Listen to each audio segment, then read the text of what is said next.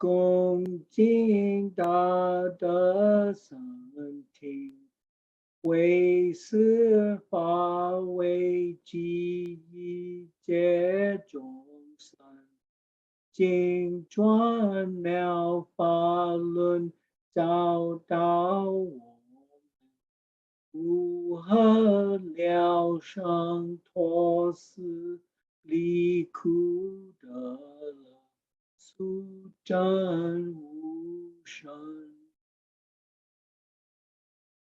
Quote a Sangha with great virtue out of compassion for the sake of this assembly and all living beings.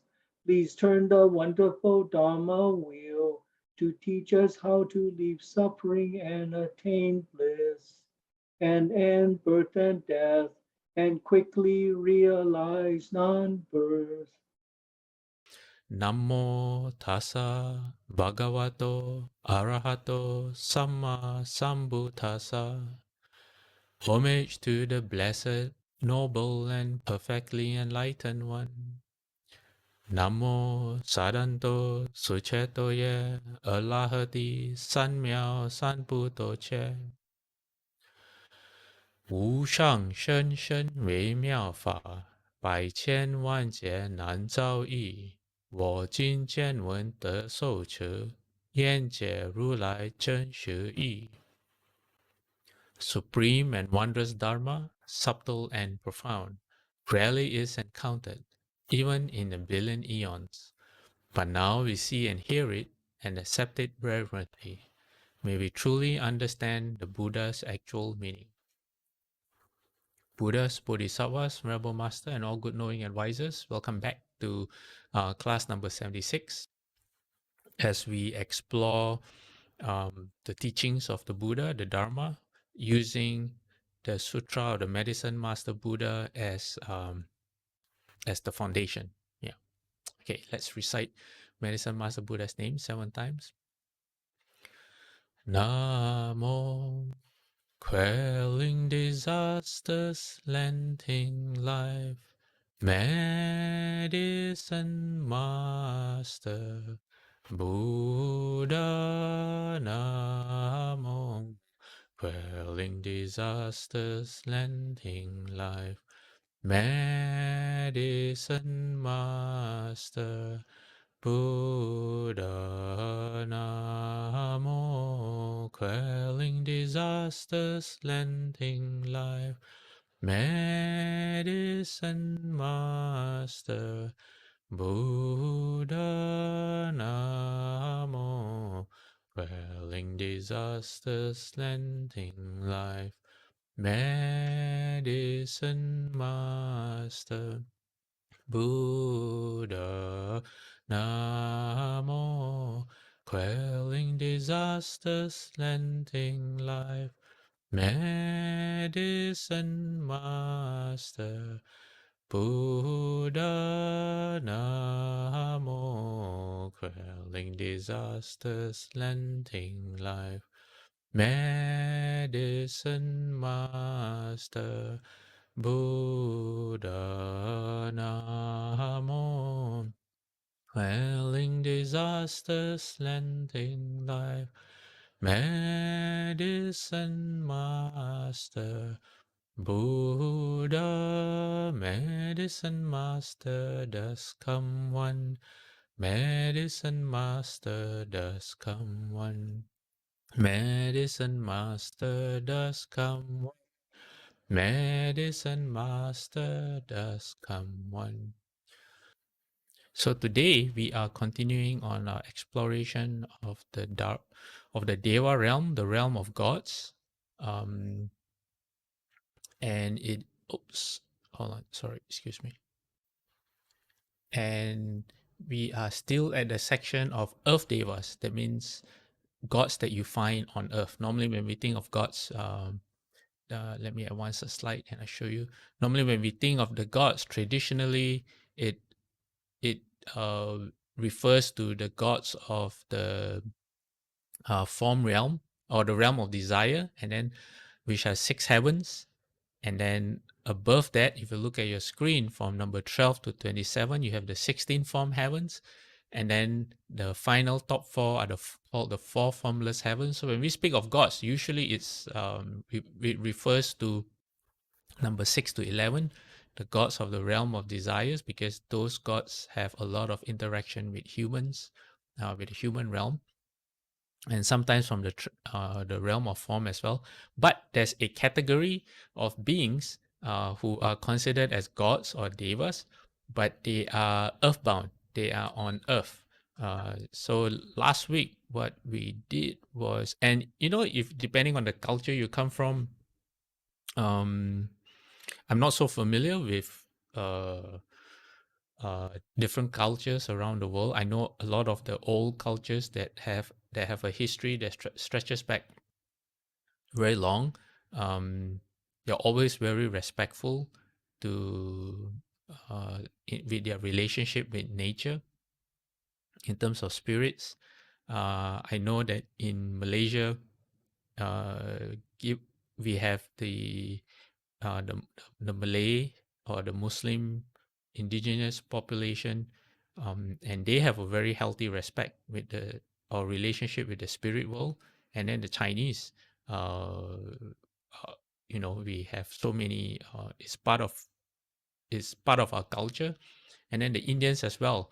They have a lot of spirits and gods in in their religion as well.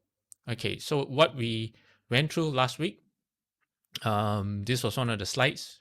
Three categories of devas: earthbound devas, and then you have devas that live not on earth but in the sky above us, and floating around. And then you have the devas of actual heavens. And then we talked about how you get born as a deva but not in the heavens. You have insufficient merit or virtue. So they, in terms of their abilities, they cannot be compared to the heavenly gods. And among the cloud gods and the earth gods, they vary a lot in terms of their power and their virtue. And there are some stories in the sutras that some of them can be almost like a peta or a hungry ghost, meaning it's not a very comfortable existence. Yeah. Okay. Let me see. Let me mute someone. Okay. All right. Let's move on to a new slide for today.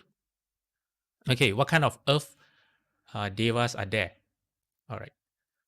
They are from the sutras. Okay, from the collection of the teachings that the Buddha left us.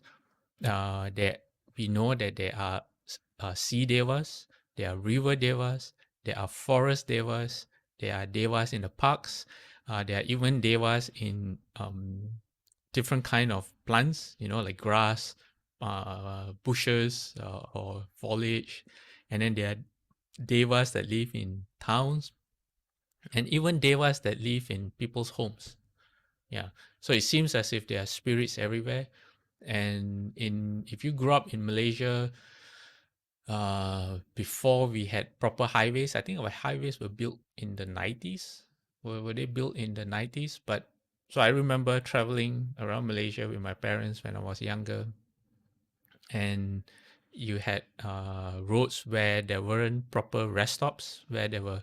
Now we have proper rest stops with gas or petrol stations and restaurants. You can park your car, have a nice meal, relax a bit, and then continue on your journey. Back then, we didn't have anything like that. So, what would happen on a long uh, car ride? Well, if you have children, you inevitably have to stop so that they can relieve themselves. And with how you say, with no proper rest stops, what we normally used to do was just to stop the car by the side of the road and relieve ourselves there. So it is common custom in Malaysia. It doesn't matter what race you are, Chinese, Malay, Indian. Everyone knows that before you relieve yourself, you put your palms together, and I think for everyone it's different, but you do something kind of like a combination of saying sorry, or announcing that you're going to uh, do whatever it is that you're going to do, um, and asking for permission, something like that. It's a mixed thing. No one's really sure. So I always thought this was superstition, okay, and I thought, okay, it's custom, it's like a urban legend where it's carried down through the generations and people do it without really understanding it. So in my mind, I categorize it as superstition. Okay, but I still did it anyway, just to be on the safe side. And then I went to CDTB and I became a monk. And guess what? For monks, it is part of our what's the word for it? Department. It's part of one of the things that we do. Okay, is the Dharma of monks, that when we use anywhere we go, when we have to relieve ourselves, we will snap our finger 3 times. And for those of you, for monks who cannot snap their fingers, I've seen them clap their hands 3 times. And why? It is because that at the place where you relieve yourself, you have to warn any living beings that are there, that of what you're going to do, so that they have time to get out of the way. Yeah. So that's what we do as monks. So if you ever like go to CDTB, or you come to a monastery and you hear a monk in the bathroom snapping his fingers 3 times, that's why. Okay. All right, let's move on. So some of these devas or gods enjoy a kind of symbiotic relationship with human beings venerate them, make ritual offerings to them, and in return they protect the health and wealth of the human benefactors. The Buddha approved of this practice, provided it did not involve the sacrifice of living beings. He listed making such offerings among the factors which tend to the growth of a layperson's health and wealth. That's something that not many people do. Okay, so Miss Yap is asking, can lay people do it? Do you mean the snapping of the fingers, Miss Yap? Okay, I'll answer your question. Okay. It's only required for monks. And if you want to do it, yeah, sure. You don't have to, but I think that's entirely up to you. Now that you know why. Okay. Wait, let me see. I was going to say something. Oh, yes. So around Malaysia, and I believe maybe Indonesia, Thailand as well.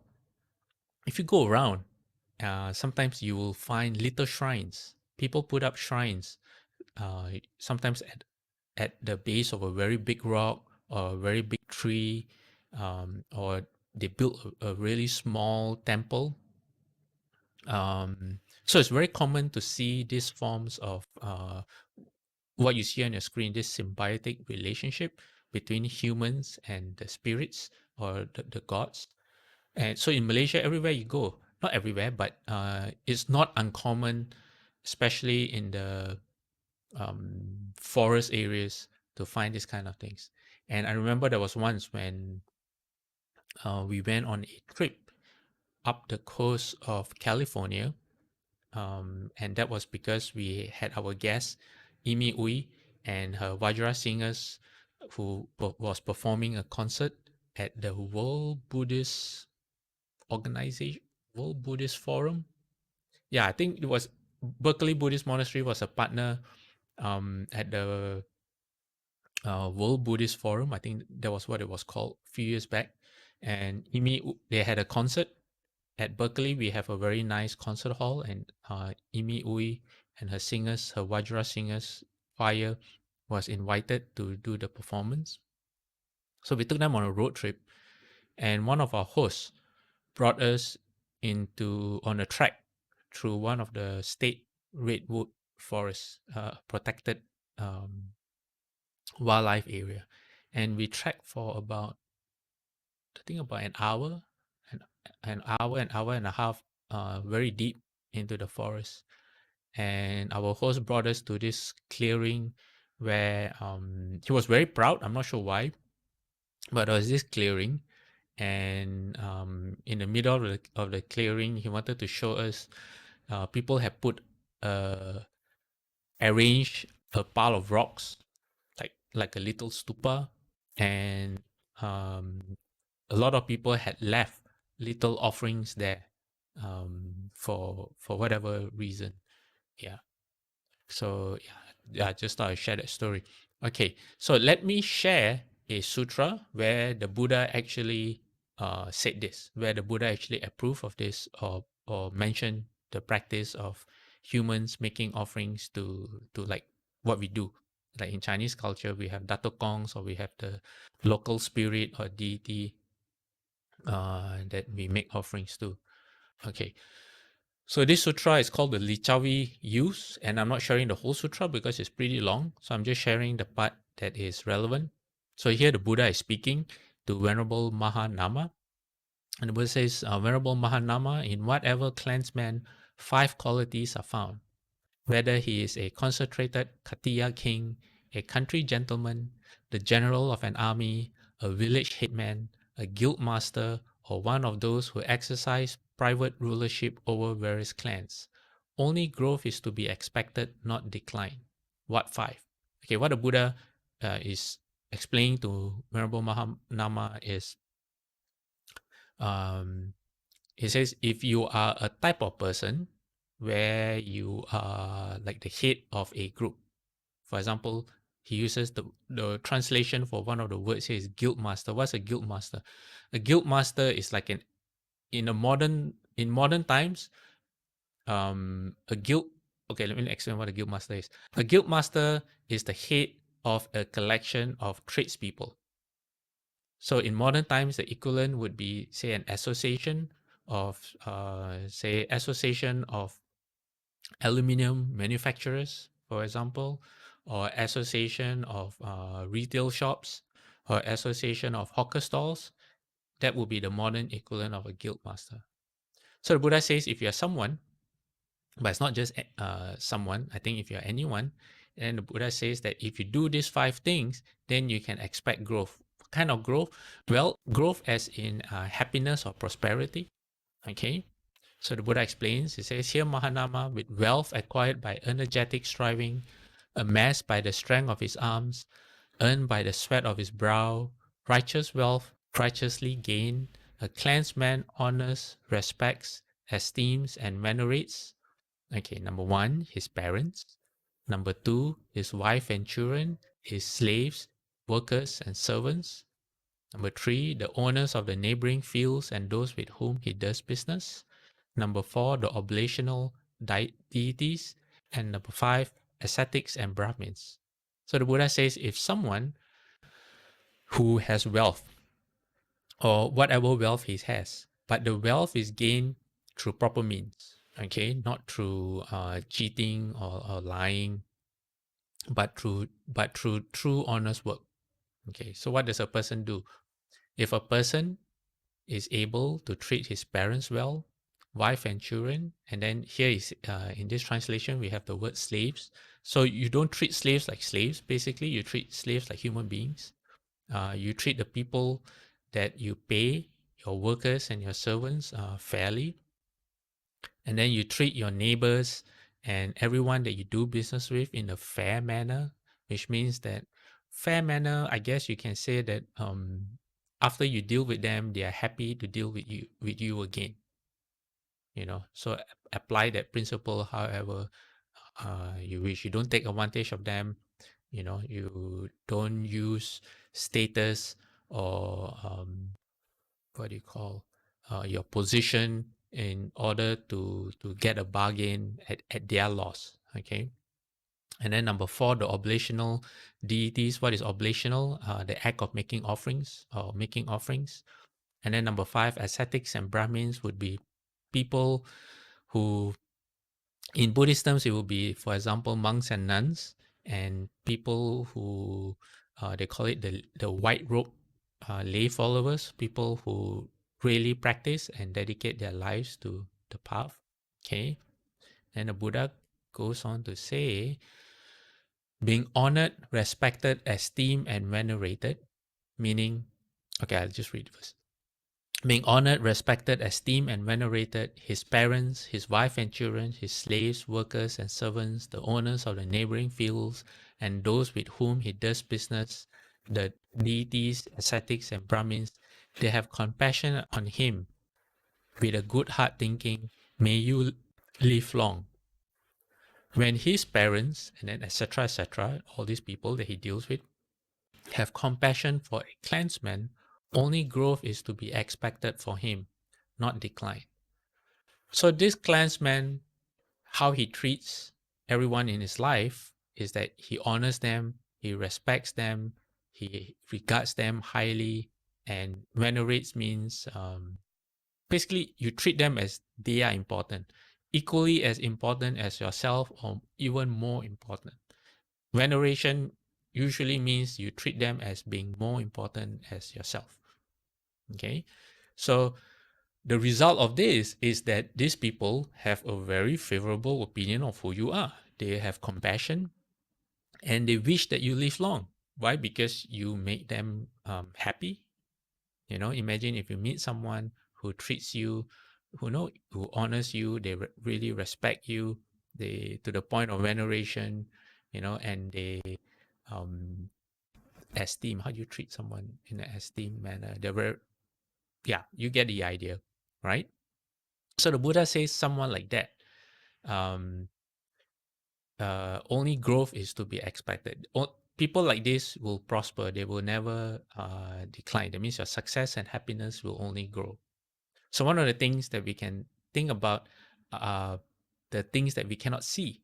For example, our Dharma protectors and the guardian spirits around us.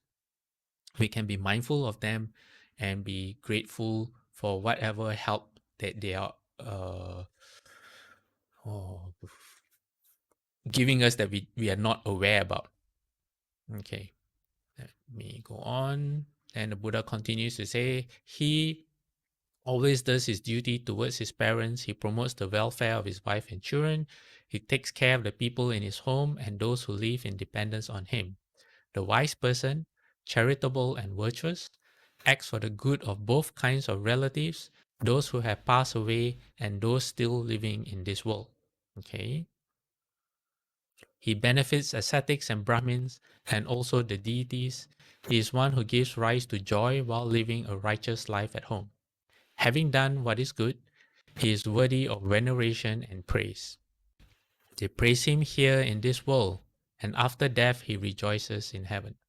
Okay, so there is a Tibetan Buddhist tradition where it's called the Doma offering prayers, where the tradition is you make Toma means cake.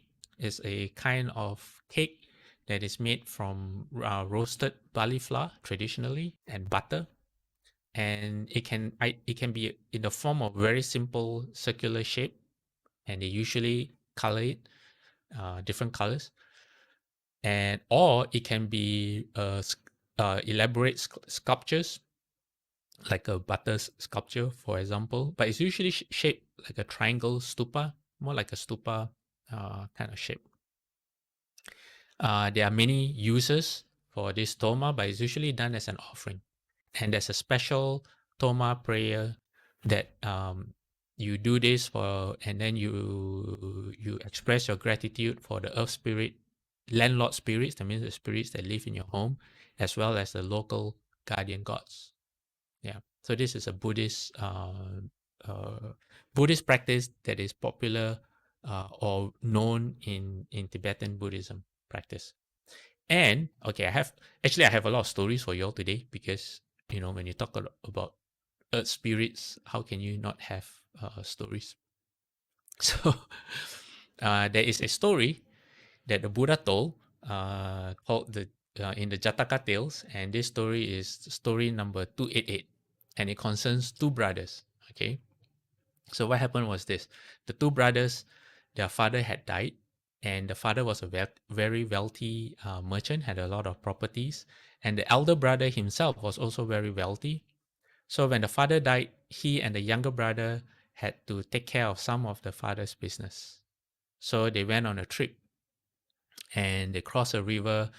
They settled the father's whatever outstanding business deals, and on their way back, they had to carry a large sum of money back. Okay, so the younger brother was in charge of holding the money. So on the way home, waiting to cross the river, they had their lunch.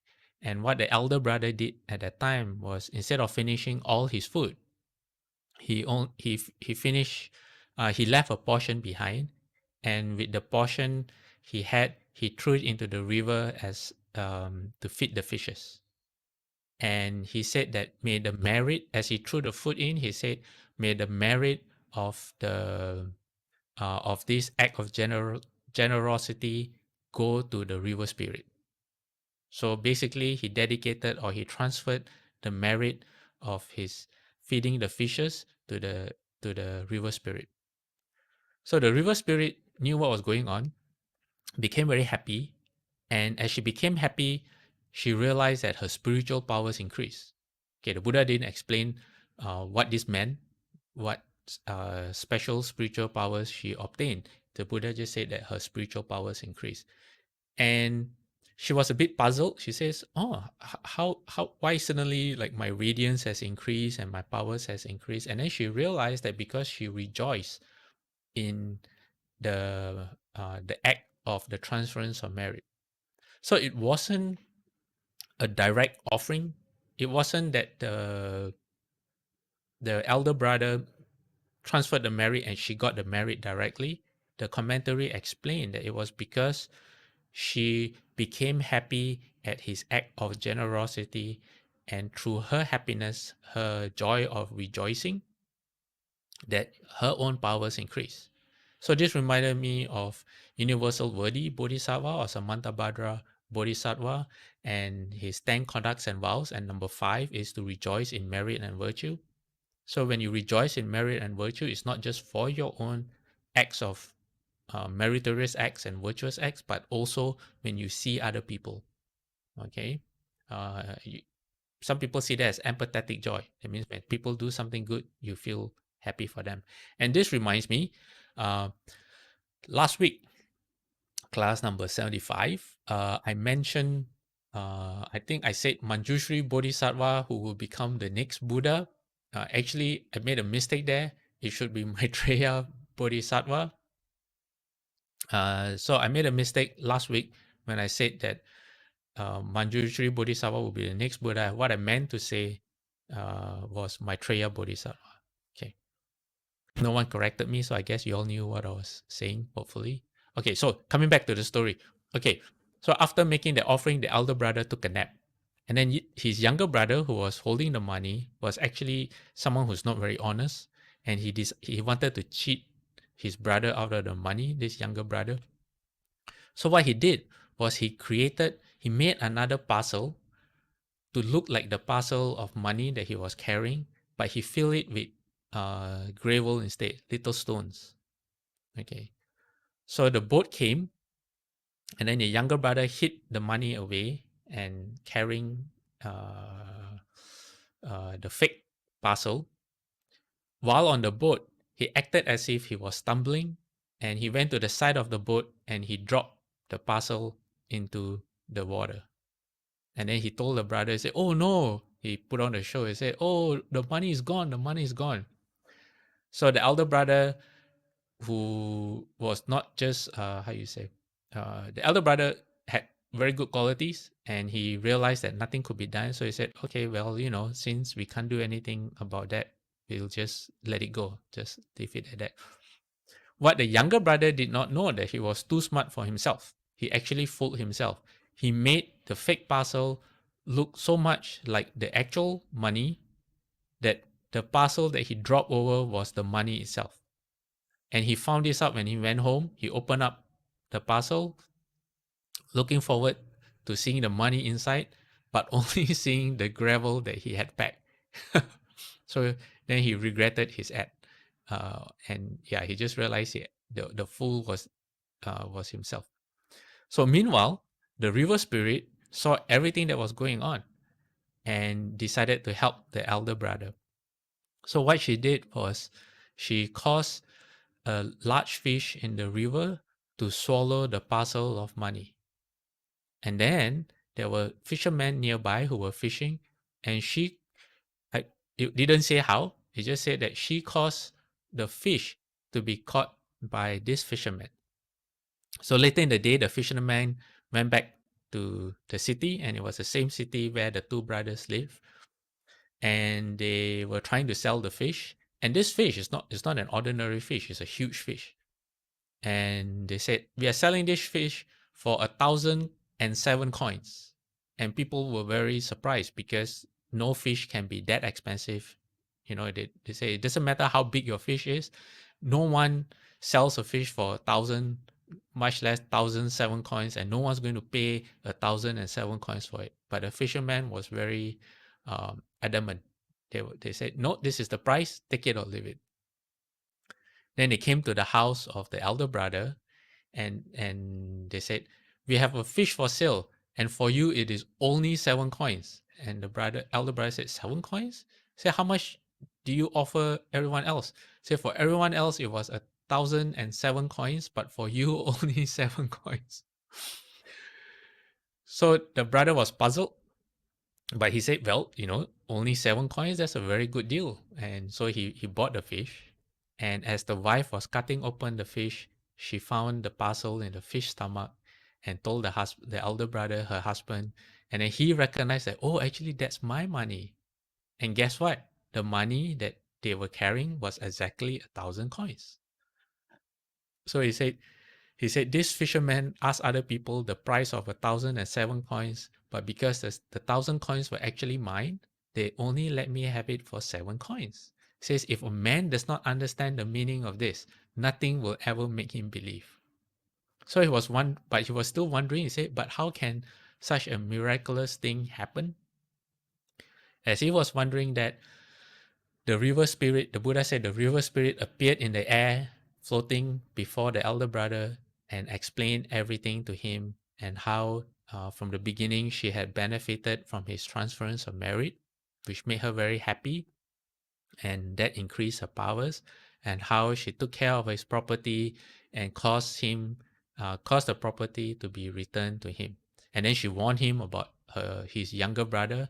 He said his younger brother is good for nothing, and please don't share the money with him, because people like the younger brother don't deserve this kind of things. But the Buddha said that the elder brother, because his heart was full of goodness, gave the younger brother 500 coins because it was his due share. So for the whole story, you can go look at Jataka Tales number 288. Yeah.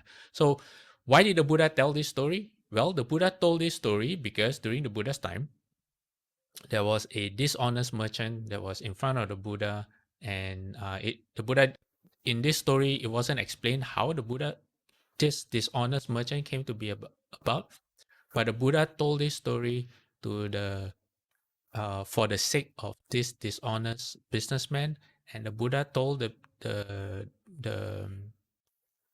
dishonest businessman that this story that I just told, the younger brother in the story was you, and I think the Buddha was the elder brother, if I'm not mistaken. And it is said that at the end of this teaching, this dishonest merchant actually became a first stage arhat through the Buddha's teaching. Yeah, so not bad. All right. Okay, back to Devas. It is said, or rather, the stories that we have, the most common Devas that appear are tree spirits. That means spirits that lives in the trees. And generally, the more powerful the spirit, the greater the tree. And if you are a more humble spirit, if you have less power, you're more common, then your tree becomes smaller and smaller and smaller.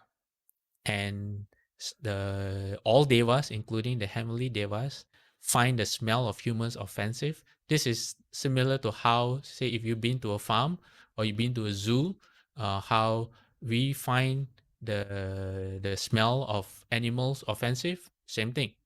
However, because they're spirits, they find if you have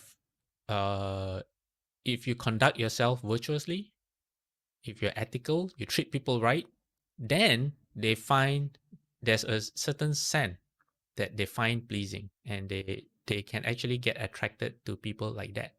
Yeah. So there's another story, okay, called the Great Tree Spirit, and this story is about a great tree. Apparently, this tree was the like one of the mightiest trees in the kingdom, very tall, very straight, and the branches branched out and took care of, provided shelter not just to a lot of living beings, but to a lot of the forest nearby. So the king of the area wanted to build an outstanding palace to outshine all the other kings in the neighboring lands.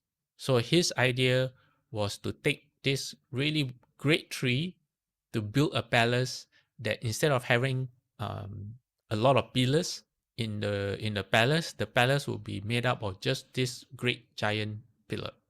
Yeah, and okay, so the king's carpenters knew of this tree because this tree was famous. A lot of people were making offerings to the tree, and they told the king that the king's carpenters told the king that, sire, of all the trees in our kingdom, only this tree is suitable. So what they did was they make offerings to the tree and told the tree that in 7 days they would cut it down. So there was a deva that was living in the tree. And because this tree was great and mighty, this deva was no ordinary deva, this tree spirit. And the first thing when the tree spirit found out that her tree was going to be cut down, her or his, I'm not sure. Let me see.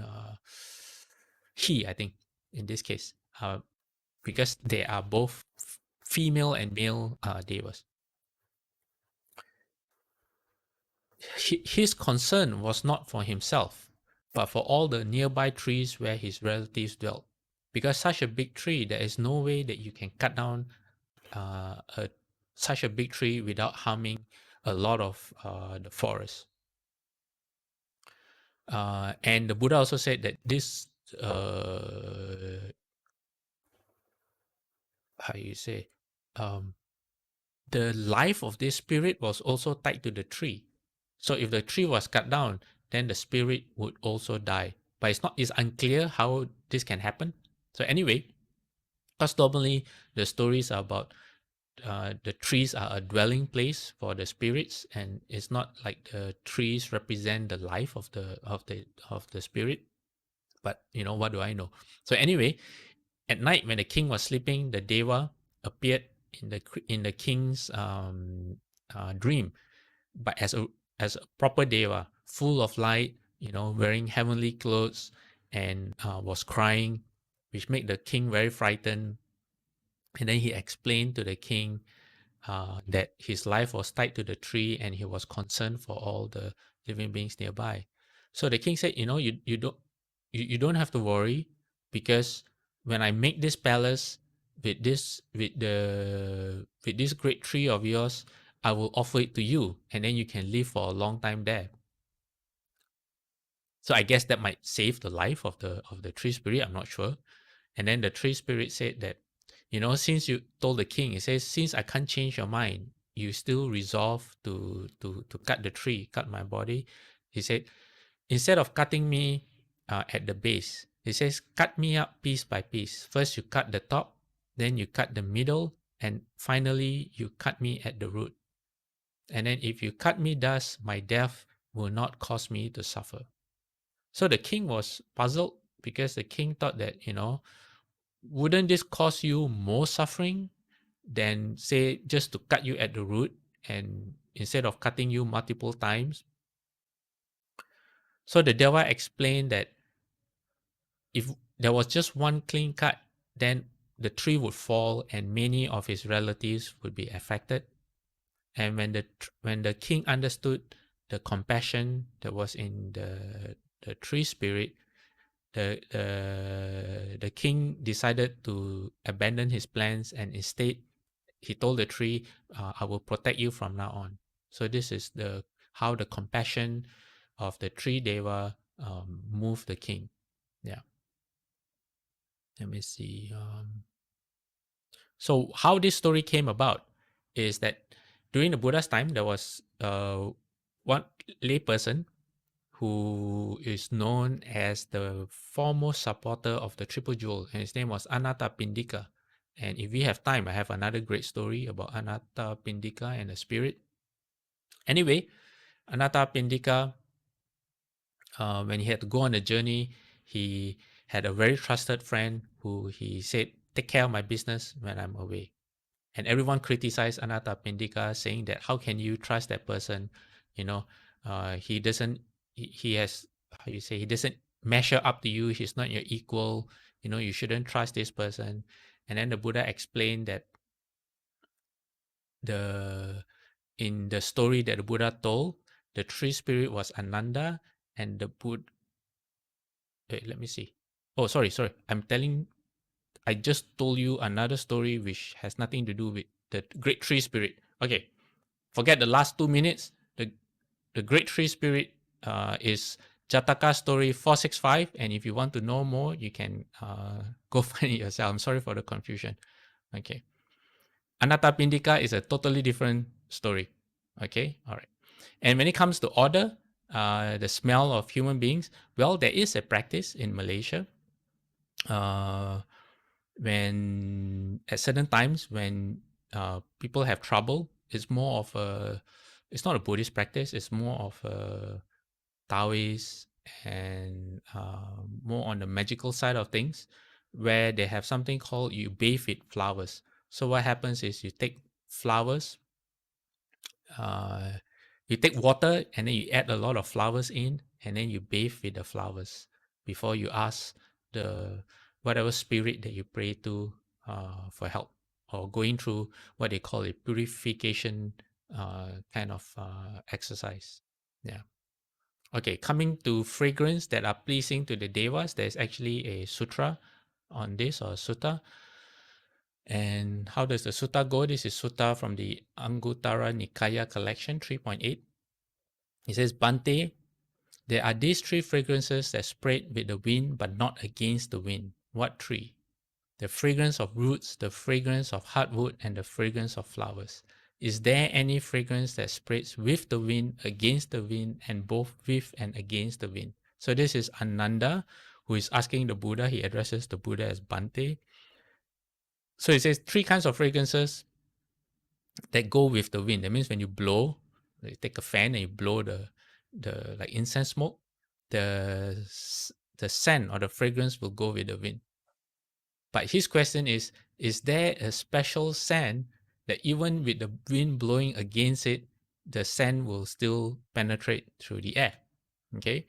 And the Buddha says, yes, there is a fragrance that spreads with the wind, against the wind, and both with and against the wind and the wind. So Ananda repeats his question. He says, what is that fragrance?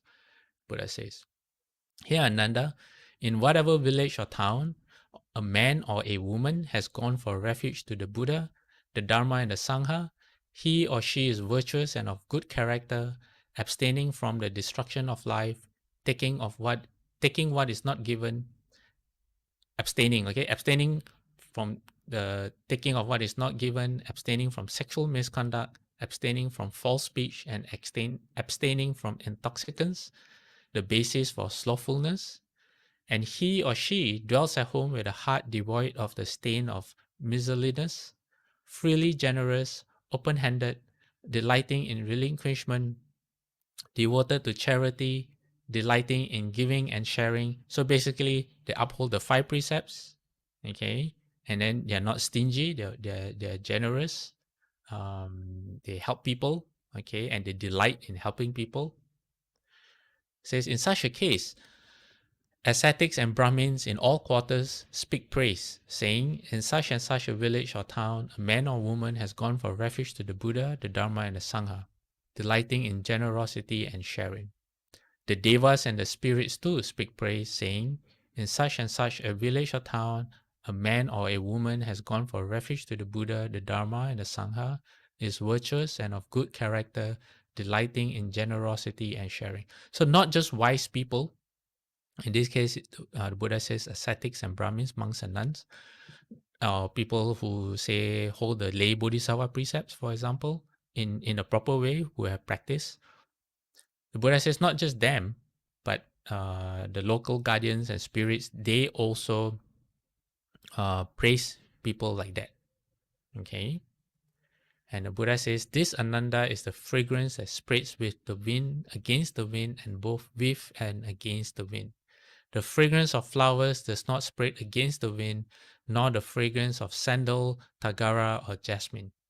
But the fragrance of good people spreads against the wind. The good person's fragrance pervades all quarters. So that's why in certain sutras like the Earth Source Sutra and in this sutra that we are looking at right now, the Medicine Master Buddha Sutra, ghosts, king of ghosts, they tell the Buddha that they will instruct their retinue to protect people who practice, people who are disciples of the Buddha. So one thing to note is that in the sutras, when fragrance is spoken of, sometimes it literally speaks about the fragrance of, say, an incense or something, or a flower, but it's usually used as a metaphor for a person's character. Just like how in normal language, in, like, for example, in the Hokkien language, when someone has a bad character, we use the word chao sim, which literally means smelly heart. Someone who's evil, we say awsim or black heart. So we use metaphors to convey meaning. It's not literal. It's not as if the person literally has a smelly heart or a black heart, and people understand. So the sutras are like that as well, and especially given that the Buddha was said to be the most eloquent speaker. The Buddha was very masterful in using language, examples, and metaphors to be able to teach people. So the Buddha wasn't. So we sometimes we can't take the sutras too literally, but we have to understand the spirit of what is being said, and that's why there are terms for there are sentences that say like fragrance of the precepts and offering fragrance to the Buddha. It means that you offer up the fragrance of your conduct, of your virtuous conduct. So even so, for evil person who does nothing but do the 10 unwholesome deeds, they can offer the most fragrant incense. It's not going to mean anything, because why? Inside they have no virtue to offer. So what we offer when they say fragrance is the pureness of our conduct and the pureness of our mind. And there is a story. Offhand, I can't remember. I just remember the story. Offhand, I can't remember the source of the story, but it's about a monk who was staying in a forest, and when he wanted to leave the forest area, usually monks don't stay in a place longer. Traditionally, monks don't stay in a place longer than 3 nights. But I'm not sure how long this monk stayed there. But when he wanted to leave, the local guardian spirit, the local guardian god, came to him and cried. And the monk asked him, "Why are you crying?" He said, "Oh, before you came here, this place was a mess. All the this was a secluded forest." He said all the spirits here did not get along with each other. But ever since you came here and you practice loving kindness, it has had a profound effect on all the living beings here. Everyone has been happy, living together in harmony. And I'm afraid that now when you leave, things will just go back to be the same. We are going to start fighting again. Then the monk heard this. Out of compassion, he decided to stay there longer. Yeah. Okay, let me see. So what happens? Okay, let me see. We have this 9:52 now. Okay, let's go to the questions. Okay, so Ron has a question, and Ron's question is he wants to get an understanding of a Deva's life. Say, how do Devas spend their day? Do they work? Do they have companies that produce products and services? Do Devas procreate? What is their society like? Do they have crime? What is the relationship like among Devas? Okay. Ron, I'm unable to answer all your questions. How do they spend their day? I'm not sure. Do they work? Okay, Devas are born as Devas, and I'm referring more to the heavenly Devas, Devas that live in the heavens. They are born there due to their blessings. So one way to understand that is, say you are born with a silver spoon in your mouth, but not just born rich, but you are born in, say, one of the richest families in the world, and not new rich. Okay, not like you just became rich, but you had a poor childhood growing up. Imagine you're born in a family that has been rich for generations. Okay, and when you're born in a family like that, certain things are in place where there are certain things that you don't have to do for yourself. You don't have to cook for yourself unless you want to. Okay, you don't have to iron your own clothes. You don't have to do your own laundry. You don't have to, simple things like taking care of your own children. You don't have to do. You just pay people even to take care of your children. Um, so everything is kind of taken care of for you. If you wish, you'd never have to drive your own car. I have actual stories where people at that level, they have a guest and they ask the guest, hey, do you want to? So they are in, say, Asia, and they tell their guests, oh, do you want to play golf? How about we play golf tomorrow at St. Andrews? St. Andrews is one of the most famous golf courses in the world, and is halfway around the world in Scotland, I think. I don't play golf, I'm not very sure. And they just pick up a phone and they say, okay, let's go play golf tomorrow. And this is how many people who are coming. And they just put the phone down. And that's it. They don't have to worry about anything else. Why? Because they have someone or a group of people who will arrange for their plane, who will arrange for their passports, who even pack their clothes for them. They don't have to worry about a single thing. When the time comes, someone tells them, okay, the car is ready, the flight is this time, and they just get in the car, they go to the airport, they, you go into your own plane. You don't have to worry about who's paying for the plane because you have people taking care of your money for you, who do everything for you. And that's the lifestyle that they have. Okay. So a god's lifestyle is even better than that because whatever you wish for, you don't have to kind of wait. It's kind of there already. It's more magical. For example, like clothes, you don't have to think about changing. Okay, you have to think about changing clothes, but you don't have to actually change your clothes because just by thinking of changing your clothes already change. Your clothes never get soiled. And when you want to travel, your heavenly palace travels with you. I mentioned this last week. So instead of packing your things, or having people pack your things and having to travel on a different vehicle, your whole palace travels with you. It's even easier than having your private jet. Okay. Do they work? No, you don't have to work because from the blessings that you have accrued from before you became a god, you there's nothing to do. So companies that produce products and services, it's a different realm. It's, like I say, it's more magical. What you want appears magically. In fact, there's a heaven where Mara, I have to do more research, but it's in one of the upcoming classes. It's a heaven where they take other people's, they take the blessings from other heavens. So whatever they want comes from other heavens. I can't explain that right now. So I come to that class and I explain that properly. So you don't need a company that produces products and services. They appear based on the wishes of your heart. But where it comes from, it still comes from the blessings that you generate from before. So that you still pay for all this. It's just that it's effortless. And in terms of procreation, depending on the heaven that you are, uh, there are forms of procreation, but not as gross or blatant as how human beings do. So, Ron, the next few classes we will grow progressively through the different gods of the different heavens. So just as we have gone from the hells all the way to humans and now earth bound devas, when we finish earthbound devas, we are going to move to devas of the heavenly realm and the first six heavens, and from there you will see what are the differences.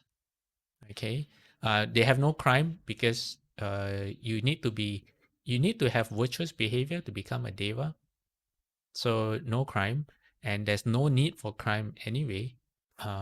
And for anyone who's more interested in finding out more about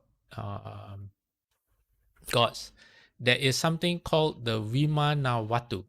Okay, Vimanawatu is a compilation of all the different teachings that the Buddha left us that has to do with the heavens and the palaces of the heavens and all the people in the heavens. Okay, and it's a very substantial document. Maybe like if properly, if it was in book form, it would be maybe like 300-400 pages at least. And it covers like women's mentions, men's mentions, different dimensions in the different heavens, and basically all the things that the Buddha left behind, all the Dharma that the Buddha spoke that has to do with heavenly beings is in this thing called the Vimana Watu. Okay, Vimana Watu. Okay. Okay, let me see. What other question? Did anyone have any questions?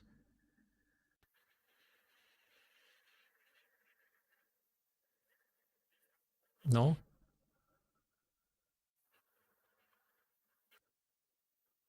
Okay. Let me see what we have in terms of slides. Okay, I'm going to keep this for next week. What I have is called the Samadhi Sutra. An interaction between an earth god and a monk to illustrate how even though you may be a more advanced being like a deva, you still would not understand the Dharma, or your understanding of the Dharma is very, very shallow. Yeah. Yeah, I think we'll do that next week. Since today is the first day of the Avatamsaka Sutra recitation, and I just want to make sure I have enough time to get down for the meal offering. Yeah. Okay, let's dedicate our merit then. Let me end this slideshow today.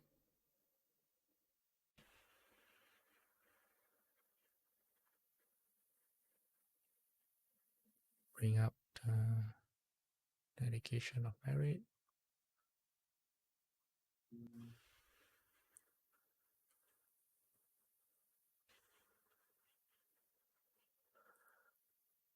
Okay, I'm going to type in the name of the text that I just talked about in the chat box. The Vimanawatu text.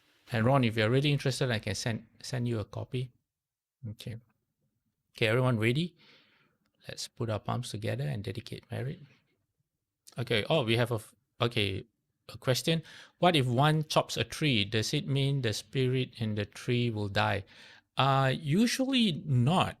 So the story that I shared was a bit unusual about how the tree spirit's life seemed to be tied to the tree. Usually, most of the stories that we have in the Tripitaka and in the Jataka tales are about the, how you say, that when the tree is cut down or the branches are cut down, sometimes the spirits living in the tree have to find a new place to live.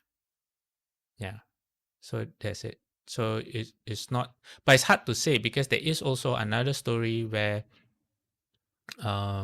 when what do you call it? Not woodcutters, yes. When woodcutters were cutting off the branch of a tree, apparently they cut off the arm of a deva. Yeah, so it's very hard to say. Randy asked a question: are Devas still in samsara?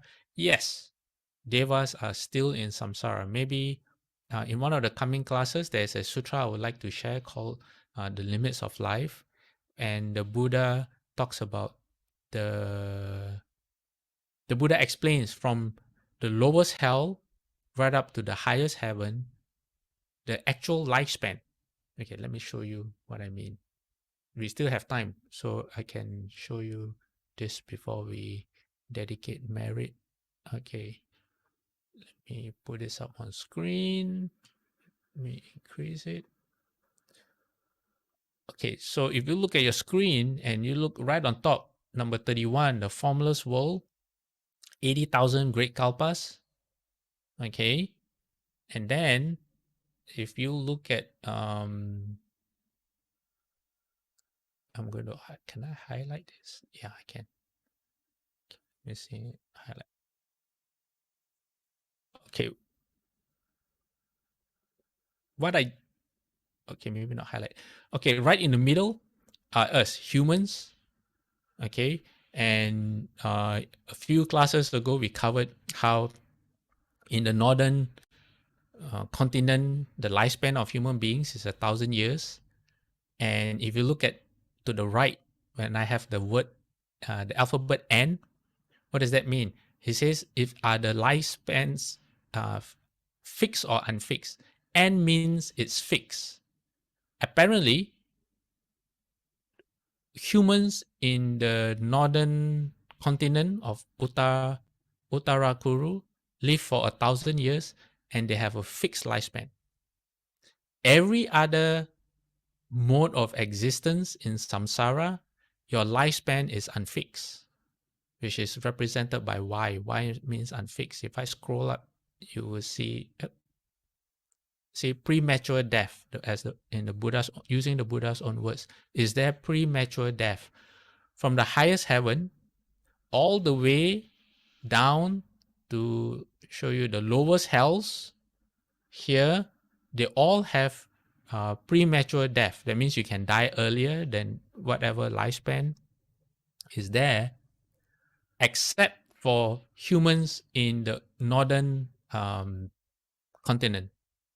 Okay, so there their lifespan is 1,000 years. Humans in the eastern continent is 500 years. Sorry, let me see, eastern, western. Oh, I got it mixed up. And then the other side is 250 years. And then for humans in Jambudvipa, which is where we are, okay, the lifespan is unfixed. It is from 10 years up to about 80,000 years, depending on the age that we are living in. So right now we are in the declining age, and our average lifespan is about 100 years, roughly. That's the age that we are right now. Then when it goes to 10 years as the average lifespan, it starts to increase again. And the rate of decrease and increase is 1 year every 100 years, if I'm not mistaken. Or is it 10 years? I think 100 years. Yeah.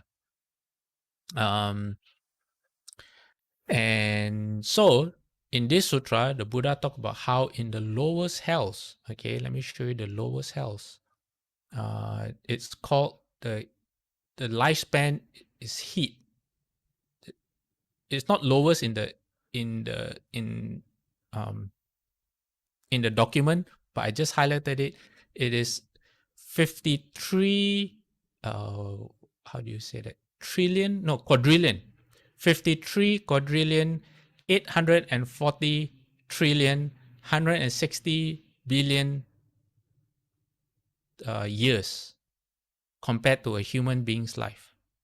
Okay, so the Buddha says from there all the way up to the other side of existence, which is where you don't suffer, where you live for 80,000 kalpas. I can calculate out 80,000 kalpas, but just to give you an idea, 64 great kalpas.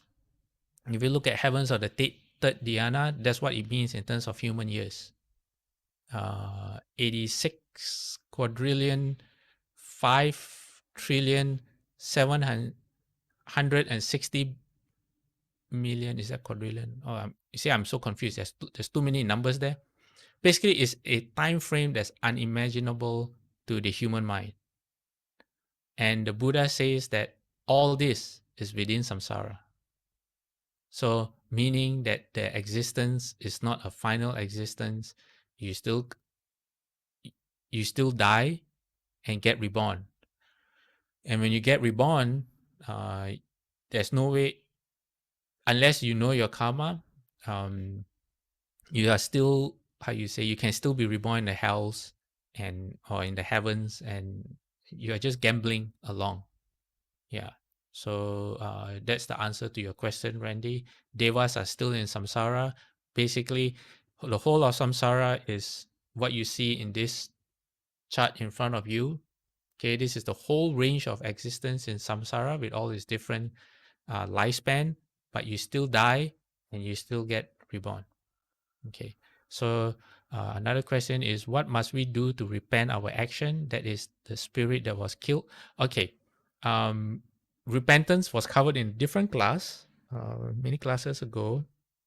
What I remember Shufu saying is that as long as you change, so repentance means that you understood what you have done or what you have been doing, and you sincerely stop doing it again. And you tell yourself you try your best, or you will, some people can just stop doing whatever it is they want to stop. Some people take longer, but your wish is to stop doing it and to turn over a new leaf. Shofu says that by doing this, you can eradicate a lot of karma from past lives. So that's one way. All right. Maybe in the future, I can introduce another sutra called the Salt Crystal Sutra. It's a very important sutra. I'll just take a few minutes. It's a very important sutra because it tells us, the Buddha tells us that how by changing ourselves, our karma, we may not be able to change our karma, but we can change how our karma affects us. So for example, just to give you a very, very simple example, uh, say that you owe people money, okay, from past lives or whatever, you owe people money. But because you change and you do a lot you create a lot of blessings, maybe you owe people $100,000, but because you create a lot of blessings, in your bank account, you have $10 billion or $10 million, okay? So paying back 100,000 feels like nothing. You don't really suffer. But for someone who does not change and they're very stingy, they're very greedy, and they don't, because of their stinginess and their greed, they don't create any blessings. So they might find themselves in the situation where in their bank account they only have $10,000, or they have only $100,000, and when you have to pay back $100,000 and it wipes out your bank account, it feels really, really painful. And not only it feels painful, but because you are still stingy and greedy, it affects you in more ways than one. So the Buddha taught us about cause and effect for us to understand that what happens to us depends on how we see ourselves and how we see the people around us. Yeah. We don't have time to go deep into that. Final question, it says the text of Vimana Watu the same as the Buddhist cosmology? No. Buddhist cosmology is a different book about all the different, a compilation of all the different realms, whereas the Vimana Watu is specifically about the heavens and the people living in the heavens and their lifestyles and whatever has been described by the Buddha. And then last week I also mentioned another one, the Peta Watu, if I'm not mistaken. That is the opposite of the heavenly beings. That is all the beings in the ghost realm, like born as hungry ghosts and all that. Also a compilation based on all the teachings that the Buddha left us. So they're all three separate texts. Okay, so now we have to dedicate merit. All right. I'm going to invite everyone to put our palms together. May every living being, our minds as one and radiant with light, share the fruits of peace with hearts of goodness, luminous and bright. If people hear and see how hands and hearts can find in giving unity, may our minds awake to great compassion, wisdom, and to joy. May kindness find reward May all who sorrow leave their grief and pain. May this boundless light dispel the darkness of our endless night. Because our hearts are one, this world of pain turns into paradise. May all become compassionate and wise. May all become compassionate and wise. Okay, just let me change my sound settings. All right, let's do 3 bows to the Buddha. All right, first bow, second bow, third bow,